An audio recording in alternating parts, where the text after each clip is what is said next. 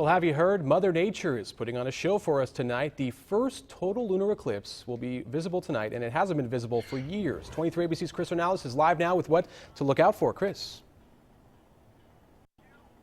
Local astronomers tell me that you'll want to look into the southern sky at about 11 o'clock tonight. Now, the total lunar eclipse is something we didn't see a lot of last century, but it's about to become a lot more common.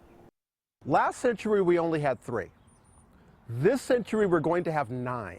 Darren Bly with the Kern Astronomical Society says he's excited for tonight's lunar eclipse. A lunar eclipse is simply when the moon slides into the Earth's shadow. People we spoke to say they are planning to watch. Fantastic. I've never seen one, and I was just told, so I'm going to make sure I see it tonight. Because it's a total eclipse, the moon will appear red. It's the same effect that makes our sunsets look red, except projected onto the moon. I'm not usually up that late, but I've been thinking about it seriously since we ought to be able to see a sort of orangey red moon sometime tonight. Unlike a solar eclipse, you can look directly at a lunar eclipse. It is probably easiest to look at it with your naked eye or with a simple pair of binoculars.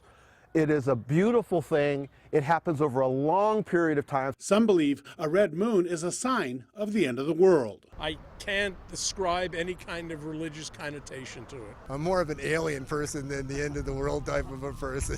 In fact, Bly says there is no connection between the name blood moon and the eclipse, just coincidence. This one happens to be called the blood moon, and it just so happens to have an eclipse. The two have no correlation between the other.